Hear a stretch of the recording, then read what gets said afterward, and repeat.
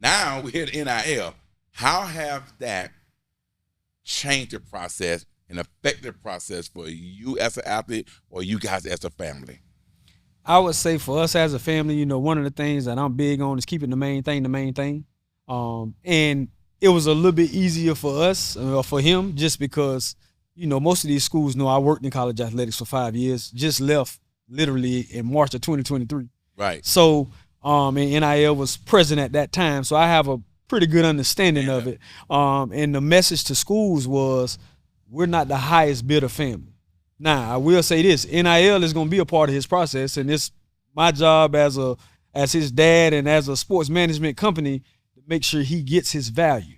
But it's not like you offer us X and, it's you offer us, X amount of dollars more, we coming just because of that. Right. Nah, it's not. That's not how we view it. The main thing always be the main thing, because another saying that we have is, regardless of what you get for NIL, it's still little money compared to what you'll get if you go put yourself in position to be drafted in the top 10. That's right. Or the first round. That's right. It's pennies.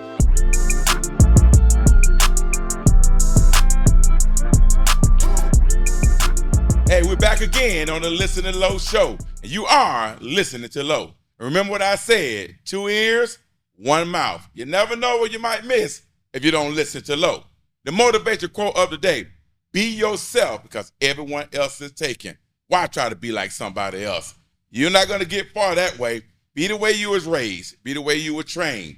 Like they say in the Bible, train them right through the Christian way, you'll never steer far from home. That's the only way I do it. My grandmother told me that there. She's going to make sure she put me in the right situation to be successful. She didn't want me to be like my uncle. She didn't want me to be like nobody. She said, Lo, be you. Yes, your uncle know how to dance and pop and lock, but I know you're going to watch him, but find your own niche. Find your own way. Find your own name. So I didn't go by the name, Butcher or Willie. I went by the name Pop and Low, because I had my own way to doing things. Even when it came to doing sports, right? None of my uncle really got into the sports. So I said, well, how can I do something different? How can I be that person that make a difference in my family life? Guess what?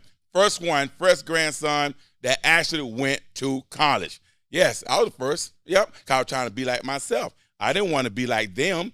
Even when it came to running track and field, everybody run the 100 meters. Everybody want to be fast, run the 100, run the 200. Not me. I couldn't beat them anyway. Shoot, I was slow as I don't know what. But guess what I did do? I found my niche. I found my way, and I got out to a practice one day, and they had some tires out there. Man, I was snapping over them tires so fast. The coach looked at me and said, you know how to run the hurdle? I said, nope. He said, you're running them today. Guess what I did? Embrace that moment right there. He found something I can do where I can be myself. I can be the best. Well, I lined up. Sure enough, county champion. Next thing you know, I'm the sophomore champion. Then I'm going up to the state championship. I'm going against the best boys in the state of Florida. I mean, they had these boys from Miami. They was running. 2 twin McIntosh from Merritt Island. Took them all down. They came down that 14-1. I hit them in the head with a 13.89. They said, well, Lo, what do you want to be when you grow up? I want to be myself because everybody else is taken. Well, I got 2 gentlemen that's sitting right here in the show today. I'm talking about you being themselves, being only them, following the path, the journey that they'll want to go on. I mean, it's just 2 types of journeys here, guys. There's a journey that you can go on, and there's a journey that somebody else can go on. But the 2 guys I got in here today, they on their own journey, right? Father and son. We got Vernell Brown Jr., Vernell Brown II, right here in the studio today, and we're going to get into it. We're going to talk about that father-son relationship, that coach-player relationship. Vernell, what's going on? Going on, Coach. Appreciate you having me. No doubt. Vernell, man, let me tell you, it's an honor to have you right here on the Listen Low show, right in the studio with your son, right?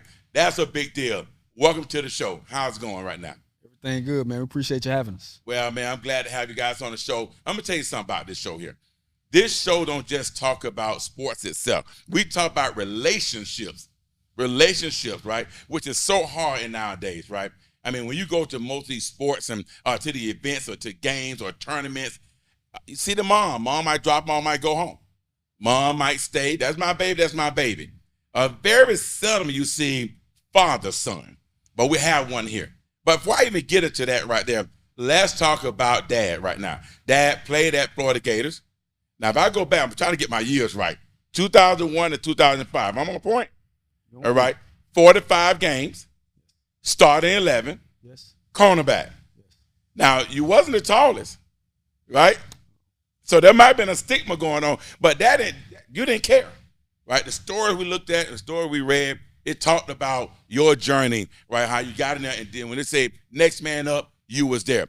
Give us a little bit about that journey at Florida Gators and how you make that journey a journey that people can look back and say, he was that guy. So before I got to Florida, one of the things I was always told is I was too small to play college football, which obviously was a childhood dream of mine. So I was always on a mission to prove everybody wrong. So I kind of lived my life that way, not just in football, but really in everything. So I was a guy, if you told me I couldn't do something, I could show you better than I can tell you. So when I got to Florida, I signed at Florida 5'9", 143 pounds. Ooh. Say that again. 5'9", 143 pounds is what I was on my official visit, which was the week before National Signing Day, which was in February at that time. I got there. I was a two-way player, played quarterback in high school, played a little everything in high school. But Coach Spurrier asked me which side of the ball did I want to start off on, whether I want to start off at receiver or DB. I said, man, whichever side going to get me on the field the fastest. Right. So, obviously, at that point, I was DB. So I played corner for a couple years. Obviously, behind some really talented guys, Lito Shepherd, so forth and so on. And then Keywan Ratliff, another one, right, buddy of mine. Right. And then Coach Spurrier left to go to the NFL after that, my freshman season, which I redshirted that year, and then came Ron Zook, where our first spring at DB, making a couple plays, they talked to me about moving to receiver. Like, all right, whatever I need to do to help the team, I'm willing to do. So I played receiver for a few years. Once again, behind some really talented guys, Jabbar Gaffney, Riche Caldwell, God bless the dead, Taylor Jacobs, so forth and so on, and a host of others. And then after Zook's 3 years, his last year, I said, man, I want to go back to DB. Right. So ended up moving back to DB. He ended up getting let go at the end of that season. Urban Meyer and his staff came in. I was actually in the mindset to let football go. I had already graduated. Hadn't been on the field much. As you said, I started 11 out of 45 games, so I was just ready to turn the page. And he said, man, why don't you give it a try? And so I did, and, I had guys ask me, man, you always been this good, or you just flip the switch or something? I said, man, I ain't doing nothing no different than what I ever done. Right. Just giving the opportunity a chance to take off. Right. That was the rest is history. Great career, no matter what. Here's what they say. The NFL is a dream. A college degree is reality. Right. So we already know that the ultimate goal for mama or dad, that's what we want when all said and done. Right. But, of course, times are changing now. Mm-hmm. Times are changing. We're going to get into that a little bit later before we get into that. Right. But now, after all that said and done, your family star, we're always talking about, you're a good husband, a good father, a good man, a great football player. All that, ties all in. Then all of a sudden, you have a family, and then you bring in the second. Yeah, actually the third. The third. Oh, okay. You bring in the third. All right, gotcha. So you bring in the third, right? But you got a second. No, I'm junior. I'm the second. Yeah, my dad's Vernell Sr. I'm Vernell Jr. and he Vernell the third. Oh, okay. There we go. Okay, now we got a lot. That happen when you have all them 2s and 3s and 4s, all that there. And so you gonna have you a 4th or 5th or something? Yeah, we'll see. We'll see. We got to keep that tradition going now. Yes, sir. I mean, so let's start off when we got into sports, right? You decided, I know your kids are watching, all your kids in sports, and in a very talented family there. But we want to talk about Vernell the third. You started with sports, right? What was your favorite sport when you started? I know your dad probably had you doing soccer, tennis, everything. Yeah, I played a little everything growing up. So. Yeah. What was your favorite sport when football, like consistently football is always my favorite sport. So you gravitated to it right away. Correct. All right. Correct. So Dad had played multiple sports when he was young, but then got to high school, played a lot of different positions. Get to college, had to make a decision. Right. You played multiple positions, right? What's your favorite position? I'm kind of torn between both. Just naturally, I would say receiver just because I like the ball in my hands. I've always made plays with the ball in my hands ever since I started playing. So I would say receiver, but I do have love for DB as well. Right. So what was your dad want you to play? Hey, it's perfect time to ask. Yeah, what you always wanted him to play, because hear what they say now. I don't know why I do this. Every time I ask a question, I come with something else. Now, they say, daddy want their son to do what they did. And, when I was a receiver, I want my son to be a receiver, all that. What did you want for him? So, growing up in youth ball, he played running back, which is one of the reasons why he's so dynamic with the ball in his hand. But that was never a long-term play. Right. He always played, like when we went to the unarmed stuff and all that stuff, he was at DB. He was DB MVP 6th grade, 7th grade, got invited to the 8th grade game, which was canceled due to COVID. Right. And he started playing varsity football in the 7th grade. So he played 2 games of JV, kind of teared up. Coach called me one day. I'll never forget, I was sitting in my office and say, hey, man, we want to move him up to varsity. And I'm like, Coach, he's 12. He's 12 years old at the time. That's, the product of being at a middle high school. Right. So I say, well, man, let me think about it. So I thought about it for a little bit. I say, well, man, if he come up, he can only play offense. And the reason why I said that is because on offense, you can control the contact. Correct. Defense, if you playing corner, when it's coming around the corner, you got to go stick your face in there. Correct. And he's the kid that's going to stick his face in there. And next thing you know, y'all broke up. Right. And so that's kind of how the receiver position morphed. Obviously, always had the ball in his hand, done really well, and his recruiting just kind of took off at receiver. I always tell him, don't ever forget how to backpedal. Because on that side of the ball, you can take all the politics out of the game. DB, either you can play it or you can't. You can't. One or two. At receiver, you got to have a quarterback. You got to have offensive line. You got to be in the right system. You got to be a number 1, number 2 receiver. There's a lot of factors that's beyond your control to be successful on that side of the ball. He is one of the few kids that I've seen that can play DB at the same level in which he can play receiver. Right. So I'm going to go back to something right there, right? I'm going to go back to that number you gave, 12. What were you thinking? I mean, I know you're on JV shaking and baking now. Right. You were doing it. And all of a sudden, the dad got to sit down and say, they want you to play varsity and you 12 years old. What was your mindset right then? I mean, I was just ready, go tearing it up to JV. I remember the first drive, I scored the first touchdown of the JV season. So I was like, oh, man, it's just like Little League. So then moving up to varsity, I was just ready to suit up on Fridays. Right. So what did you go through? Like, what was your process? Like, okay, I'm in here. I'm sitting here with all these seniors. I'm 12 years old, right? I'm putting on my pads, right? And them big old jokes come out, they pads on, they might come out the bathroom, change their clothes coming up. You look like, where am my mindset? Did they not have a separate room for you or nothing? Or they just say, get in there and get it done? Yeah, they threw me in that fire.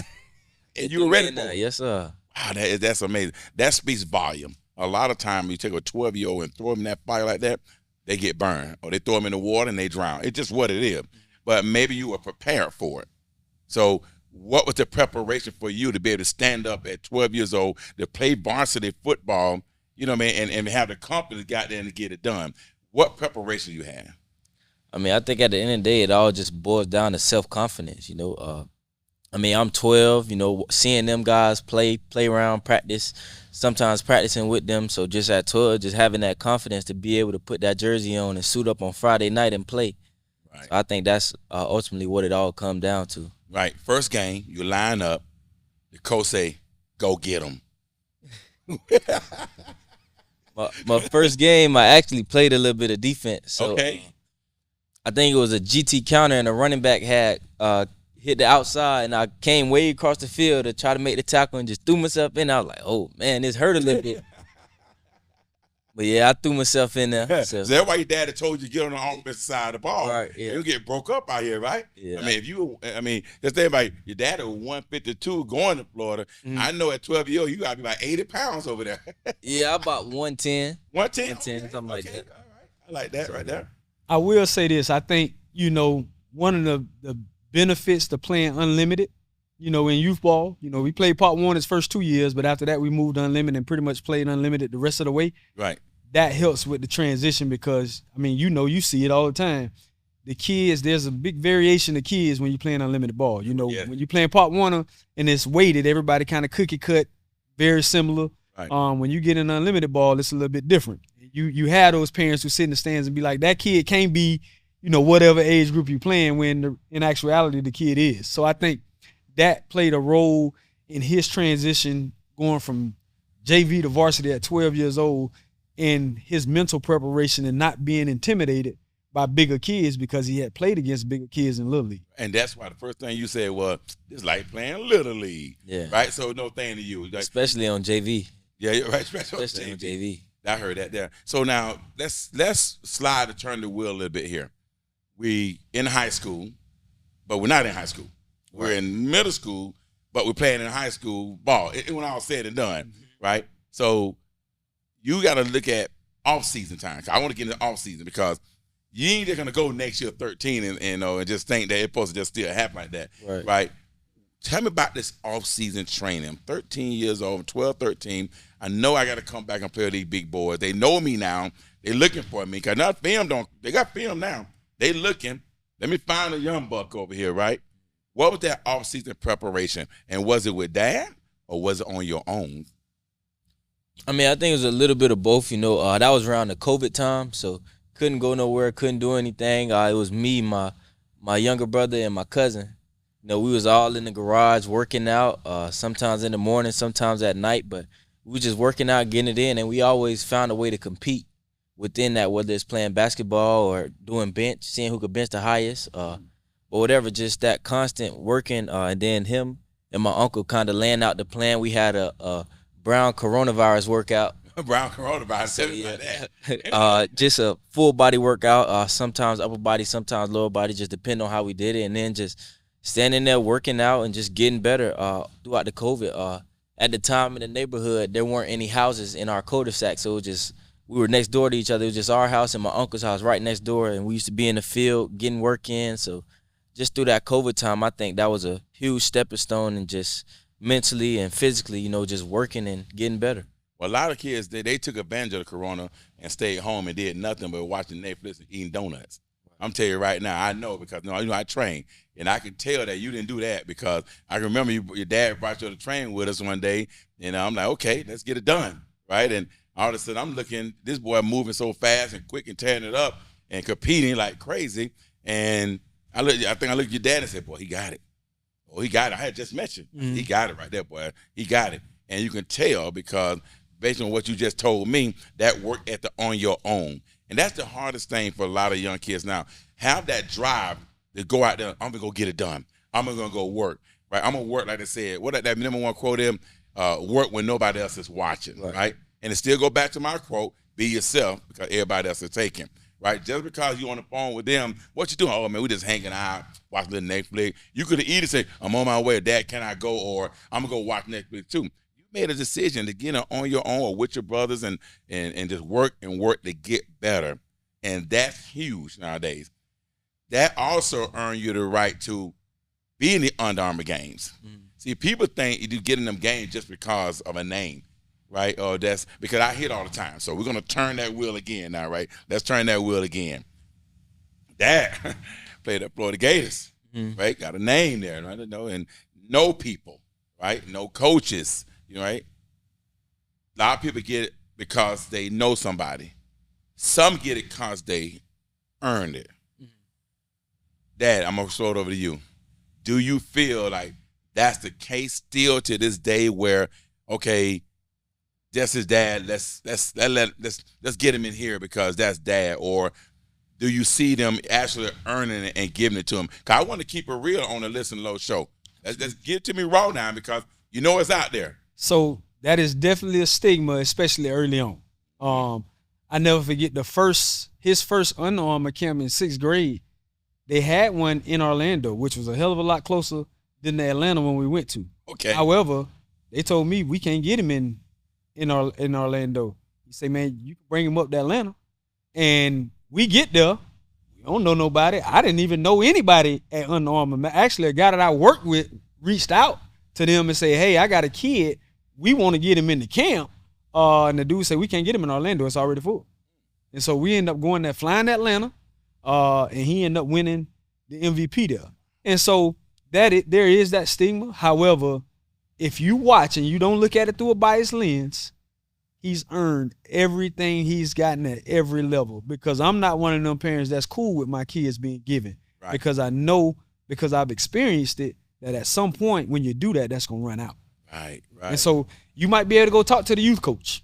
You might be able to go talk to the high school coach. Right. But I can tell you this, Once you hit college, you're not going to talk to the coach. Coach don't have no favors at the end of the day. Coach, he has a job, and his job is to win games. Right. And either you can contribute to him doing that, or you can't. And if you can't, that's fine. Right. But we're going to have somebody on the field that can. Right. Right. And so, people can have that stigma will always be out there, but I think at this point, it's a no-brainer if you watch him play. Yeah. Yeah. You feel the same way, huh? Yes, sir. Do you feel like you have something to prove, or you just like, I'm just going to do my thing? Because, like I say, we just talked about it, and Dad just confirmed it's a stigma out there that my daddy is Vernell Brown, right? So when you step on the field, what the case might be, because Dad right there with you now, and people know who he is. They know the name. They're going to Google you, no matter what. I Googled you today, and the whole thing came up, breaking it down, all your accolades, right? And at the very end, guess what it said? His father played for Florida Gators. It's there, and nowhere around it. Can't hide it. You can't hide it. So when you step on that field, is it, I'm just going to get it done because I work for it, or I'm going to get it done so people won't think they're giving it to me? What's your thought process? I mean, and even outside of football, I've always been self-motivated and want to do things because of me. Like, I play football because I love football and I want to be successful at football. I mean, obviously it is out there, but I mean, I don't really pay attention to it because at this point, if you still feel that way, I feel like you're a hater and your opinion doesn't need to be respected anyway. So, right. I mean, I think just playing the game because I love it and not putting any negative pressure on myself or feeling like I have to prove somebody wrong, because, I mean, I feel like the only pressure is the pressure you create. So if I'm playing with nothing to worry about, then there is no pressure. Yeah, so go back to that quote, be yourself. Everybody else is taking. Man, it's just right on point. But now the time to go ahead and put the Range Rover in reverse. Right, we're going to reverse it now. Because you was at Wildwood, killing it, 12, 13, right? COVID hit, had a transition, had to see what's going on. And all of a sudden, the news hit. He's going to Jones. Let's go ahead and back it up now. What made you guys decide to go from Wildwood and go all the way over to D. Jones House Tiger, knowing that they got all the guys there and all the dogs there, all the talk? Everybody go to Jones because they get offers. Everybody go to Jones because it's that. You know, you're going to get the offer regardless of where you go. Right. I have to ask this question. Why Jones High football? So, I mean, we were already moving to Orlando, just didn't know where yet. We were looking at some schools, and then I remember one day me and my brother were sitting in at the kitchen table, and then my dad looked at us, smiling. He was like, "Y'all want to go to Jones?" I was like, "Yes, sir. Let's go." Just like that. Yeah, let's go. And I mean, from that day on, I was talking as if I was already enrolled in Jones. I mean, but the Jones stigma, I mean, I think there's a lot of benefits to Jones because of the platform you're on. You're playing ball in Central Florida. And then I came to Jones with 16 offers. Went from 16 to 44 just off of that platform and me showcasing on a bigger level, doing the same thing I was doing at Wildwood, just on a bigger platform. Yes. But, I mean, I think when I got to Jones, I really got put on the map just throughout the state of Florida. We went down to the Miami 7-on-7 tournament. And we killed everybody. Everybody. We know it went viral. Yes, sir. Yeah. Well, that's amazing, and I'm glad it went that way to get to Jones. I see a lot of people run to Jones chasing the offer. You went to Jones with 16 offers, right? We get to Jones High School, got a great head coach, right? Coach Elijah Williams, another Gator. There it is, that Gator again. Be careful. Yes, you know that question coming up later. So another Gator. Now I'm there with the man who like to let it rip.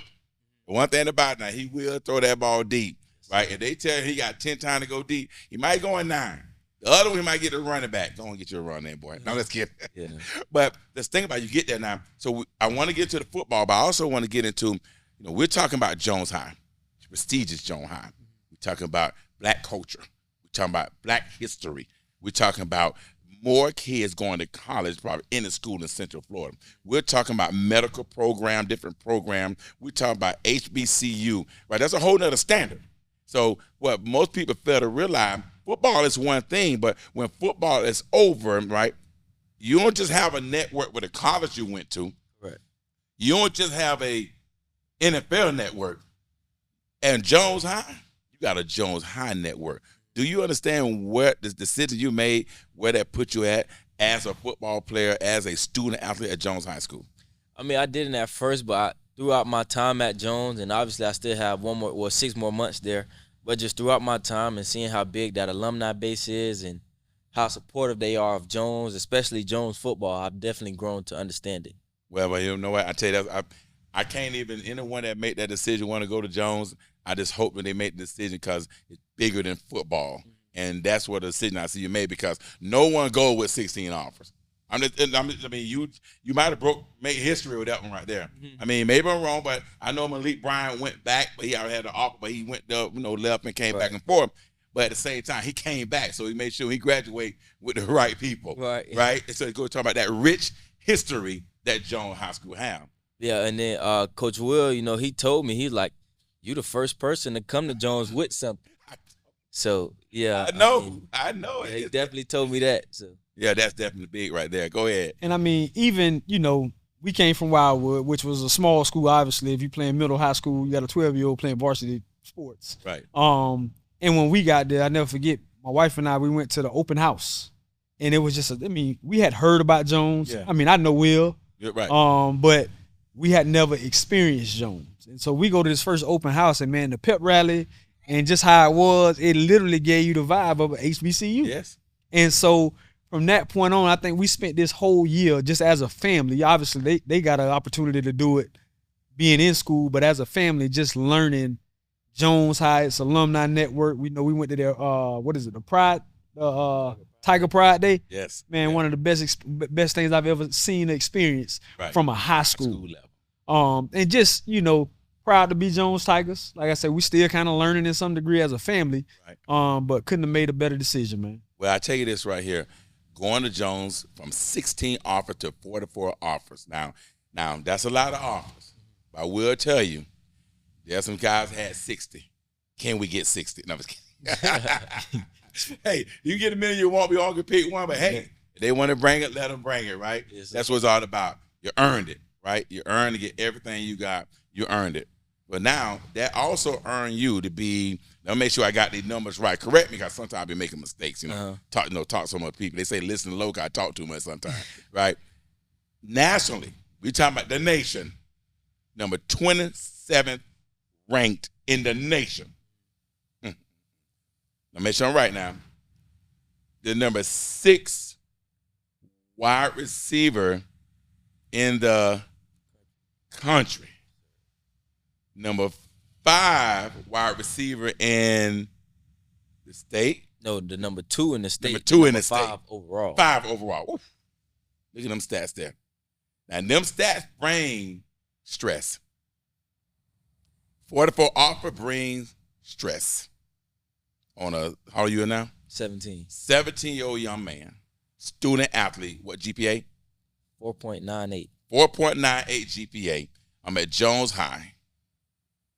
I got 44 offers. Stress got to be involved. Well, that recruiting process got to be crazy. How you and your father, well, first I even get to that. How are you handling that stress? Because I know it there. Nobody can tell me it ain't no stress. I know you're getting 1,000 phone calls. They DMing. They on Twitter. Right, they might be flying helicopter by your house. They don't tell you. So, how you handle it? I mean, I think just remembering that, just throughout the entire process, remember that you control the process. So, if it does get too overwhelming, just take a break.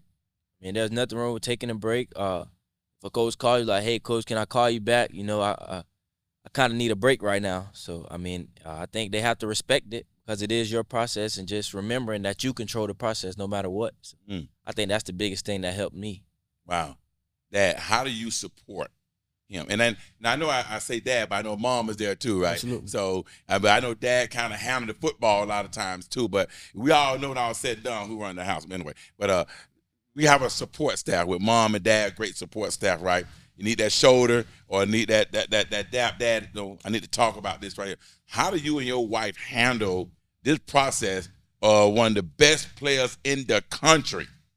So the main thing is, as he said, and we kind of told him this from the beginning and kind of reiterated it throughout the process, this is your process.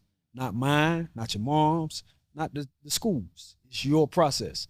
And it's going to get overwhelming at times. But at the end of the day, we keep track of everything. So we have a shared note within the family. So as those offers went from 16 to 44, we had each one of them when they came, what coach offered, so forth and so on. And then, going through that process where you're wide-eyed because all these good things happening for you, but also understanding when it's time to focus on and narrow your focus. Yes. And so one of the things we strive to do is just be a supportive of his process. Gotcha. Never want to control any of it. And I tell people that all the time, man, look here, it's his process. So, no different when you ask me about this show, what I told you. Let me get with him. Right. You know what I mean? Because I wanted to do it, but I don't want to commit to anything that he may not be sure on. So, kind of, he's a mature, obviously 4.98 kid, so he's a smart kid. Right. Pretty mature and has a pretty good understanding of what's going on. And so just making sure he understands the pros and the cons to all of the different options he have. Obviously we got to a top 11. Yeah. So that narrowed it down quite a bit. And then we ended up with a top 4. Gotcha. So I think when you kind of approach it like that, obviously keep track of everything, but kind of make it to where you narrowing it down strategically, that controls a lot of the stress right there. I got you. Just because some of those schools, they don't think they have a shot anyway. Right. In the reality of it, some of them don't. But, when you get down to top 11, I think that narrow it down enough to where you can really evaluate each option. I got you. And then you get down to the top 4. That's it. Yeah, it's just a matter of, okay, what do you want? What does each of these options offer? And ultimately where you want to be. Right. Well, my son was one of the best in the country, but you're pretty good. And we're down to about 25 offers, and then we narrowed it down.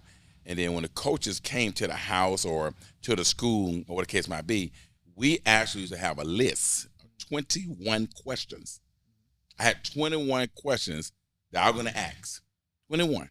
And I like how you said, I think as the offers came in, you wrote them down, you broke down, you put notes by them, right, so you can go back. And a lot of parents don't even understand that process. This recruiting process is very, very tough. But back in the day, it wasn't that hard for us because we were just trying to find out the best fit, right? What's going to fit for him, and try to hope they continue to follow my values, which let's hope that they can raise him to be a good husband, a good father, a great man, and a great football player. So who are going to do that for my boy, right? And I felt like it worked. But now, time to give it out of reverse, and let's take this car back to drive. Because that's all great, but there's 3 letters that changed the game. NIL. Who know what it is? Who did their homework? Who did their research? Do they even know what name, image, likeness even mean? All that changed. And I know that's that's part of the process now. How have that affect y'all, his process? Because remember, you didn't have that luxury. I call that luxury, right? Absolutely. That luxury. NIL, yes. But back then it was just, give me a scholarship to go to school and let me get the financial aid money. Right. Yeah? Now we're here at NIL. How have that changed the process and affected the process for you as an athlete or you guys as a family? I would say for us as a family, one of the things that I'm big on is keeping the main thing. And it was a little bit easier for us, for him, just because, most of these schools know I worked in college athletics for 5 years, just left literally in March of 2023. Right. So, and NIL was present at that time. So I have a pretty good understanding of it. And the message to schools was, we're not the highest bidder family. Now, I will say this, NIL is going to be a part of his process, and it's my job as his dad and as a sports management company to make sure he gets his value. But it's not like you offer us X and, you offer us, X amount of dollars more, we coming just because of that. Right. Nah, it's not. That's not how we view it. The main thing always be the main thing, because another saying that we have is, regardless of what you get for NIL, it's still little money compared to what you'll get if you go put yourself in position to be drafted in the top 10. That's right. Or the first round. That's right. It's pennies. Right. So let's make sure that's important and that's being taken care of. And the rest of it will take care of itself. But a lot of parents don't have that luxury. I mean, you got Elite Sports Management Group. You was in the process when in 2023 when you was at Florida Gators, and your title, you was development, or what's the title? Team director, player development, and alumni relations, and then I was also our pro liaison. Right, but she worked at Walmart. Right. He works. He might be work at the hospital or something. They don't have a clue what's going on. You blessed. I'm just keeping it real to have that support like that, right? Does that make it a little easier knowing that dad understand the game? Absolutely. I mean, like you said, it's a blessing. I understand that everybody's not as fortunate as me to have parents with degrees, but also knowledge about what I'm going through and what I'm gonna do. So I think just having him and him being in it, working in it, and still involved in it now, I think it really helps, and it's definitely a blessing. Yes. Let me ask you this: do you feel like parents need to go educate themselves, or do you feel like they need to get with a group that knows what's going on? Give us a nugget. Help us. I think in today's day and age, it is extremely important that if you don't understand it, and you have to be real about yourself whether or not you understand it, then you need to go get you some representation. Yeah. I mean, it's a once in a lifetime opportunity for these guys. Yeah. I mean, just let's say a guy don't even go play in the NFL. Let's just say, a guy can make $100,000 a year playing college football. All right. You already getting a scholarship, so you technically don't need that $100,000. You might need a little bit of it, but not all of it. Correct. You should be able to have your nice nest egg set aside to jumpstart life if you don't go play in the NFL. Mm-hmm. And so I think as a parent, you doing your kid a disservice if you don't understand it by not hiring representation. Right. But now that representation is big now, especially going to college, right? But now it just changed again. FHSAA said, give that high school boy some money. He's 17 years old, right? He live with his mom, got 4 or 5 brothers and sisters, right? He drive. He on we call it the 40-seater. He on that bus every day going, right? All of a sudden he get there and he's a player. He's a dog, and they after him now. They're gonna give him some money for high school, and they do give him the money, and it goes right. And if it goes right, he don't went from get on that 40-seater. He might be pulling up in a Mercedes Benz. How does teammates feel? What does that change in the locker room? What's your thoughts? You feel like that's right? I mean, at some point it was gonna come to that, in my opinion. The reality of it though, it'll only affect a small percentage of kids. Like, everybody here, okay, NIL starting in Florida. I mean, you talking about 1 or 2 kids on a team that might, and I mean, you talking about high level teams. Yes. That may get the kind of money that can warrant them going to buy a car, so forth and so on. I think overall there's a lot more hype behind it than what it's worth. So in my opinion, it'll only be a small percentage of guys that'll benefit from NIL in high school. I got you. So now you've been doing a lot of great things off season, competing in a lot of 7-on-7 tournaments. I'm getting called everywhere. How many teams have actually called you? I'm changing them again, right? I'm going to turn the tides again. How many teams don't call you and say, come play for their 7-on-7 team? Oh, man. A whole bunch. Right? But you have to play for the OT7, right? The national games, all the games. How many tournaments you played for them? 2 or 3? 3. Play all 3. 3. Now everybody in there. Well, it was 4. Well, it was 4 regular tournaments and then the national. Then the national. You play in the 2 national. of the regular ones and then the national. Okay. So here's my thing now. You're playing that game to that level. That's a big game right there, right? It's on TV. They don't put 7-on-7 on. NFL Network. What are we doing? It don't got that big now where they're going to put it on NFL Network. Now you on NFL Network. You're playing. Caught a touchdown? Yes, sir. 4 of them. First game. Caught a touchdown. Right? And all of a sudden. 4. Yeah, right. 4 touchdowns. On NFL Network. And guess who watching? All the college they offer you, the 4 that you did narrow down to. What is going through their mind now? My God, this man got 4 touchdowns on the NFL Network. He's showing out. His rankings don't going up again. His Instagram is out of control. His Twitter is blowing up. What we gonna do? Their mindset going crazy. Did that phone call get a little more crazy after that game? Yes, sir. I mean, everybody, You know, they calling like, oh, I see you doing your thing on NFL Network. I'm like, yes, sir.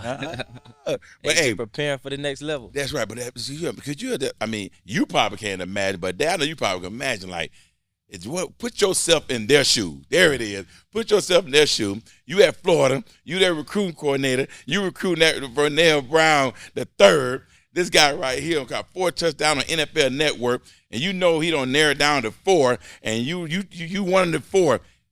What you do as a coach? I mean, hey, you got to keep recruiting him. Got to keep recruiting him. I mean, you know, the other thing, a lot of people, rankings are important, but it's more of an ego thing than anything. Really, what a lot of people don't know and understand, it's about where you at on that board. So you might not be ranked extremely high. However, if you number 1 on that board, you know, that college or university receiver board or whatever position you play, then your value is going to be higher than if you was ranked number whatever in the country. Right. So understanding that, and I mean, you have an idea of what ranking you are, I mean, where you at on people board, by how they recruit you, so forth and so on. And they normally pretty open about telling you, hey man, you top priority on our board at your position. Right. So knowing that, I think alleviates a lot of stress. That platform was amazing to be on. You know, him choosing to play with South Florida Express and the way that they market their players, so forth and so on, was big. Also in helping him get to where he's at today as far as the rankings and all that good stuff. Right. So now we start out with 16. We rise to 44. We bring it back down to 11. Now we're down to 4. Right, we're down to 4. But OT7 we're done. Mm-hmm. You dominated. You did great. What is the life of Vernell Brown III now? Because you know they're going crazy. So where we at now? What we do now? I mean, it's over and we're training, but what you do now? What's a day? So if I come with you and say, man, I'm gonna hang out with you for the day, what we gonna do? I mean, majority of the days, you know, so this week we have an off week from school workouts. School workouts we normally work out Tuesday, Wednesday, Thursdays, from 11 to 2. Okay. So working out and then getting field work or something like that. Go to training some days with my guy Coach Will. So receiver training, just technical stuff, breaks and all that good stuff. And then working out this week, I'll work out Tuesday and Thursday morning. And then after that, personally I like to do everything in the morning. That way I can chill for the rest of the day. So I mean, I'm disciplined enough to know what I have to do and do what I have to do so I can have fun. So I'll do everything I have to do, whether it's training, working out, or whatever that is in the morning. That way I can kind of chill out the rest of the day. Right. That's a good plan right there. That's a good plan. I like the plan. Because a lot of people don't know what to do.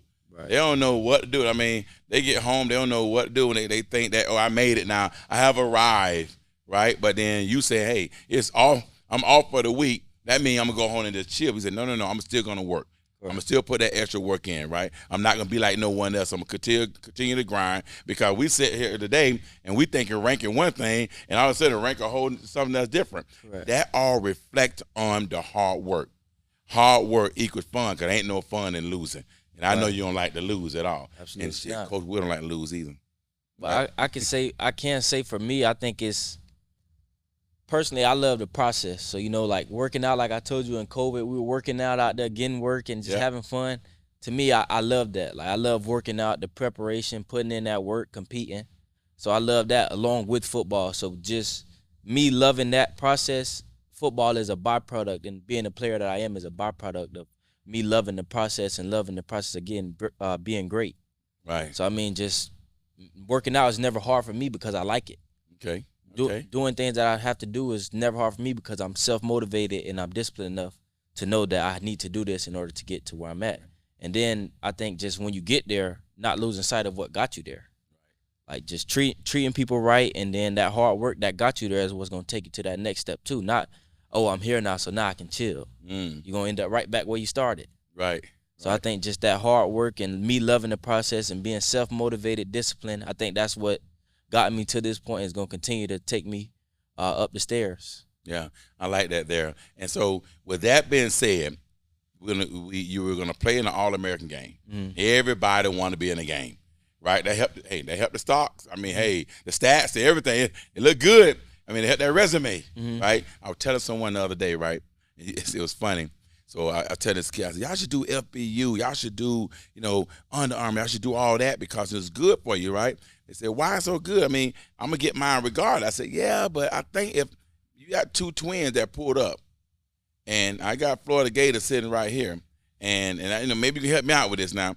And we identical twins. We do everything. We got the same stats, same yards, same height, same size. But this twin here is an Under Armour All-American, 8th grade. He played in the Fresh All-American game. He was a national combine. He go play in the Under Armour game or All-American game. Same character, same everything. Who Florida gonna pick?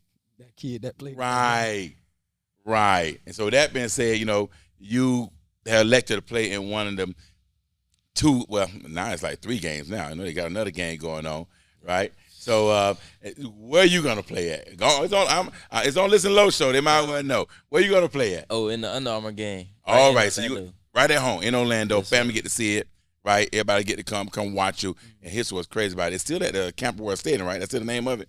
And you're gonna be right next to Jones. You know it's gonna be packed house. Yes, That's nothing great about Jones. Like, you play a game, they coming. They don't go watch their guys. They don't go watch the guy that trusted Jones High. They go to Jones High and graduate from Jones High. And that's definitely huge, too. So now you narrow it down to 4, right? And, of course, no, we're not going to ask where, but what's the 4? Because it's already out there. What's the 4 you narrow it down to? Ohio State, Florida, and Miami. All right. So Dad already said, of course, NIL going to be a factor, but we're not getting into that. What I always ask everyone I trained before, right? I only had like maybe 1 time, 2 times Dad brought you to me, and I thought we had a great time. We worked hard. But I always ask this question, and I asked this to Clinton Dix, Manny Milano, Carl Joseph, Chris Johnson, Brandon Merriwell. I asked all them guys 3 reasons why you want to commit to the school. Keep the NIL out of it. Let's talk about 3 reasons why you want to commit to any one of them schools. What would be the 3 reasons? Man, I think it's a system of boxes, and it's about whoever, because I don't think there's one school that can check every single box. So I think it's knowing what you want in a school and kind of riding from there. Nothing's perfect. But I think the 3 biggest reasons are just, the school development for me on and off the field. The system. Obviously, the main thing is the main thing for football. You're trying to get to that league, play at the next level. So make sure you're in the right system with the right coaches who can develop you into hopefully a first-round pick. So that's the goal. And then I think the biggest thing is that 40-year aspect. Some schools, there are schools who can put you in position to shake some hands, and it's not about what you know, it's about who you know. So meet different people and network with people. That way when football is over, once the air runs out of the ball, you're set for life, and you have opportunities to make more money outside of football than you did playing football. So I think those are the 3 biggest reasons for me. Well, those are great reasons. Kind of say, I'm basically same reason I have heard from some guys that actually graduated from college and played in the NFL and went first round. Had pretty much the same reason, and right. And we always talk about that 40-year degree, the degree for life. With you with a 4.9, what do you want to be when you grow up? That's that question. There's an answer when you're little. What do you want to be when you grow up? Right? I 4.9. I guess you can be anything. Let's talk before we get ready to close up the show. Antoine Rowe, became a newer surgeon. Who was that? Myron Rowe. Myron Rowe. Yeah, right. I seen that. Right. I actually hosted him when he came on his official visit at Florida. Wow, that's the magic, right? He was smart. Did something that no one even thought about doing. So I'm not going to play football. I'm going to move on. I'm going to be a neurosurgeon. He's one of the best out there right now. They talked about him, how good he is. He making real good money, right? He's set for life, right? Set for life. You know what I mean? What are you thinking? We're not for us as, choosing that. Like, what you want to be when you grow up. I think that's just, a prime example of being more than a football player. Football opens a lot of doors and can put you in a lot of places that you otherwise would not have been in if you didn't play football. But I think at the end of the day, you have to be more than a football player because football only lasts for so long. And I think Myron Rowe is just a prime example of being more than a football player, even so much so that he left the league to be a neurosurgeon. So, ultimately, I think that's what he really wanted to do, and that's what his passion was. And him being more than a football player allowed him to lead the league and do that. Right, man, that's a great answer right there. That's like one of them shows. Great answer. Hey, Dad, tell me this. If you want to give some nuggets or some information to other parents out there, the process you guys went through, right, what would you tell them to help them, like I can do this, or thank you, I needed that. What would you tell them before we on Listen to Low show? I would say, obviously your son or daughter is the one being recruited. However, your entire family is being evaluated through the process. So I've seen kids not get recruited because of mom or dad or, I've seen kids go on visits or come on a visit with an opportunity to play at that particular school and leave no longer having an opportunity because of how they behaved or how the family behaved on the visit. So just keep that in mind as you're going through the process. Everybody's being evaluated. That's one. And then, in this new age we live in, just make sure you either understand it or you have you some representation. Because it's a once-in-a-lifetime opportunity for these guys, especially with the type of money that kids are making now, going into college and at the collegiate level. In some cases, you got guys making more than what league minimum is. Wow. So don't miss out on that opportunity because you don't know. Those are the two big things. And for the players, keep the main thing the main thing. Like, don't get so caught up in the social media and the likes and this, that, and the other that you forget that at the end of the day, the reason why you're in the position you're in is because you can play football. That's right. So continue to do the things that you need to do in order to be really good at football, and everything else from the NIL to the likes and the platform, all that'll take care of itself. Well, man, I sure thank you for that. I know the parents definitely going to thank you for that. And I thank you both for coming on the show. I mean, I think it was a great segment. They need to hear this right here. Wishes much success, much love on your journey through this journey of football. We're not talking about just high school. We're talking about college, NFL, and then life after NFL. And with your student athlete, with your GPA of 4.9, hey, you can be the next neurosurgeon, right? Hey, all them guys get broke up in NFL, so, hey, you might well go fix them. I was kidding. But thank you guys for coming on the show again. And you heard it right there on the Listen to Low show. We gave it to you today. Information that no one else can give to you. That's how I say it. Yeah, you heard me say it on the Listen Low show. Be yourself because everyone else is taken. And make sure you like it. Make sure you share it. Make sure you subscribe at Camp King on YouTube. K for Kids. Camp King 1-2. We'll see you guys next week.